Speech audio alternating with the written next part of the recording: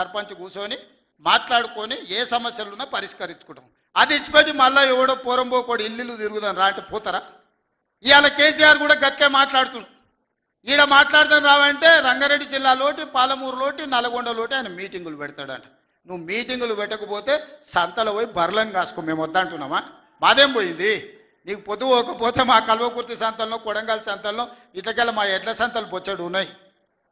మత్తల్లో కూడా లేదు. పెబ్బేర్ల పెద్ద సంత ఉన్నది, పసల సంత. పోయి ఆడ పసల కాడ పోయి బర్రం కాసుకోపో, నేను వద్దంటున్నానా? నాదేం పోయింది?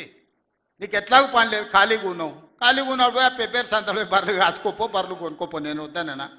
చర్చ చేయడానికి సభ ఉంది, అర్థవంతమైన చర్చలు చేద్దాం, తెలంగాణ ప్రజలకు వివరిద్దాం. అప్పుల మీద వివరిద్దామా, అభివృద్ధి మీద వివరిద్దామా, ఉద్యోగ నియామకాల మీద వివరిద్దామా, నీళ్ల మీద వివరిద్దామా, నువ్వు కట్టి కూలిన కాళేశ్వరం మీద మాట్లాడదామా, టెలిఫోన్ ట్యాపింగ్ మీద మాట్లాడదామా? సొంత బిడ్డనే ఇంటల్లుడు ఫోన్ ట్యాపింగ్ చేసినోడు ఇంతకంటే సిగ్గులేనోడు ఉంటాడా అని వాళ్ళు చెప్తారు.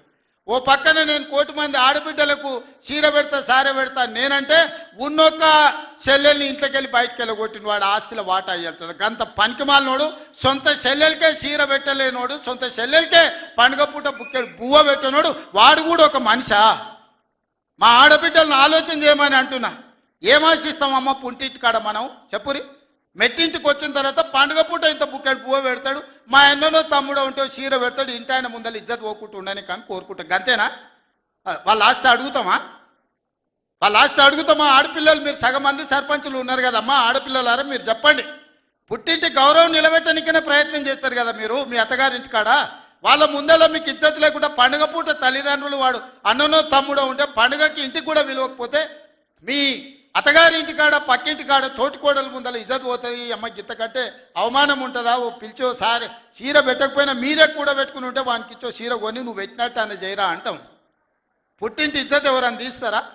ఏ ఆడబిడ్డనన్నా తెలంగాణలో ఉన్న ఆడబిడ్డ ఎవరైనా ఎంత కష్టమని ఉండని, ఎంత నష్టమని ఉండని, పుట్టింటి ఇజ్జత్ నిలబెట్టడానికైనా ప్రయత్నం చేస్తుంది కదా. మీరు అందరు కూడా తెలంగాణ ఆడబిడ్డలే కదా. ఇవాళ ఇంతో అంతో తండ్రి గాలికి సంపాదించిన దాంట్లో వాటా ఇవ్వాల్సి వస్తుందని మెడలు పట్టి దొబ్బితీవి నీ సొంత చెల్లెలు. నీ సొంత చెల్లెలకే సమాధానం చెప్పలోని ఆయన నాకు సవాలు ఇసురుతున్నాడు. ఈ అవ్వ లాగులో తొండలు ఇచ్చి కొత్త బిడ్డ నేను అనుకుంటున్నావేమో. నా సంగతి ఇంకా తెలియదు. మీ నాయనని అడిగి ఇంటికి పోయి చెప్తాడు. ఏ అమెరికాలో బాత్రూమ్లు అడిగినట్టు అనుకుంటున్నావు నాతో మాట్లాడు అంటే, నేనేదో మంచుకుంటుండే పోని అవల పోరోడు గాలికి తిరిగేటోడి గాలికి అంతో నాకెందుకని ఇవన్నీ వేషాలు. ఇంకా పక్కలో ఒక నలికుట్లోడు ఉంటాడు, 6 అడుగులు ఉన్నా అనుకుంటాడు, ఆ తలకాయ ఎక్కడుందో నాకు తెలియదు. కేసీఆర్ వచ్చి గర్జించిందంట, గర్జనకు నేను పోయి లోపల దాచుకున్నంట. ఇక కేసీఆర్ గర్జనలు గర్జించినట్టు లేవురా నాయన. మన గాడిదలు ఏం చేస్తావా? ఒండ్ర పెడతాయా? ఏమంటారు గాడిదలను? గాడిదలు అరిస్తే ఏమంటారు నరసింహ? గట్లున్నది. మీ గాండ్రింపులకు, మీ బెదిరింపులకు, ఉడత ఊపులకు భయపడ్డోడు ఎవరు లేడు బిడ్డ. ఈడ దుక్కి దున్నిన చేతులు ఉన్నాయి. మీరేదో తోలు తీస్తా అంటే తీపించుకోనికే లేము. ఈ కండలు కరిగినాయి, మిగిలిందే తోలు. ఫస్ట్ నీ తోలు సంగతి చూసుకో, నీ తోలు సంగతి చూసుకో. ఊర్లో మాకు తెలుసు, ఊర్లలో నాటుకోళ్ళు ఉంటాయి కదా, కోని కాల్చినాక మనం మంచిగా కాల్చి తోలు తీసి పసుపు పెడతాం కదా, మంచిగా తోలు తీసి పసుపు పెడతారు బిడ్డ మా కొడంగల్ వాళ్ళు. నువ్వేదో తెలివితేటలు అనుకుంటున్నావు. ఈ తమాషా మాటలు, ఈ అతి తెలివితేటలు కట్టిపెట్టుకో. ఎన్ని ఎలక్షన్లు జరిగినా సిగ్గు లేకుండా అన్నిట్లలో డిపాజిట్లు పోతున్నా, బండకేసి కొడుతున్నా బుద్ధి రాలే. ఇప్పటికైనా మారుండ్రి. నాకేం లేదు, మీరు అట్లుంటేనే మంచిది. ప్రజలు చీత్కరిస్తారు, చీదర కొడతారు, లాస్ట్ దేనికి వనికి రాకుండా పోతారు. కాకపోతే ప్రతిపక్షమే లేదు తెలంగాణలో అని బయటకు పోతే ఇజ్జత్ పోయేటట్టు ఉన్నది. అదొక్కటే నా చింత. అందుకే మిత్రులారా మంచిగా చేయండి. వేదిక మీద ఉన్న పెద్దలకు, మా మంత్రులకు అందరికీ నా సూచన, గ్రామాలలో సర్పంచులు వచ్చారు, అందరినీ కలుపుకోపోండి. గ్రామాల అభివృద్ధి జరిగినప్పుడే తెలంగాణ అభివృద్ధి జరుగుతుంది. ఇవాళ తెలంగాణ అభివృద్ధి చేసే బాధ్యత మనది. చిన్న వయసులో నాకు అవకాశం వచ్చింది. ఇప్పుడు చాలామంది మా సర్పంచ్ అమ్మ వచ్చింది, సజ్జకాన్పేట రేణుకమ్మనా మౌనిక, మా రాములు తమ్ముని కోడలు మౌనిక చెప్పింది 24 ఏళ్ళు చిన్న వయసులో నేను సర్పంచ్ అయిన సార్ అని. ఎన్నో ఆలోచనలతోని ఇలా చిన్న వయసులో మీరు అందరు సర్పంచ్లు అయినరు. ఇంజనీరింగ్ చదువుకున్న వాళ్ళు అయినరు, డిగ్రీ చదువుకున్న వాళ్ళు అయినరు, 22, 23 ఏళ్ళకు ఉన్న వాళ్ళు అయినరు, పెద్దోళ్ళు 80 ఏళ్ళు ఉన్న వాళ్ళు కూడా సర్పంచ్లు అయినరు. మా రాఘవ వాళ్ళ తల్లి సర్పంచ్ అయింది. వీళ్ళందరూ ఎందుకు అయినారు అంటే గ్రామానికి ఏమైనా చేయాలని అయినారు. మరి వాళ్ళ ఆలోచనలు వాళ్ళు గ్రామానికి చేయాలన్నదాన్ని మనం ఈరోజు పూర్తిగా సహకారం అందించాలి వాళ్ళకు. వాళ్ళందరినీ కూడా వాళ్ళు ఊర్లలో ఏం మాట ఇచ్చినరో ఆ పనులు మనం చెయ్యాలి. వీలైనంత మేరకు నిధుల కష్టం ఉన్నది, మనం ఇచ్చేది మనం ఇద్దాం, కేంద్రం నుంచి తెచ్చేది కేంద్రం నుంచి తెద్దాం. మార్చి లోపల కేంద్రం నుంచి 3,000 కోట్ల రూపాయల నిధులు నేను పట్టుకొస్తా. మీకు అందరికీ గ్రామాలలో నిధులు ఇచ్చే బాధ్యత నాది. మార్చి 31 తారీఖు లోపల 3,000 కోట్ల రూపాయలు గ్రామాలకు పంపించే బాధ్యత నేను తీసుకుంటా. ఆ నిధులు దుర్వినియోగం కాకుండా మంచిగా ఖర్చు పెట్టుకుని మంచి పేరు తెచ్చుకోరు.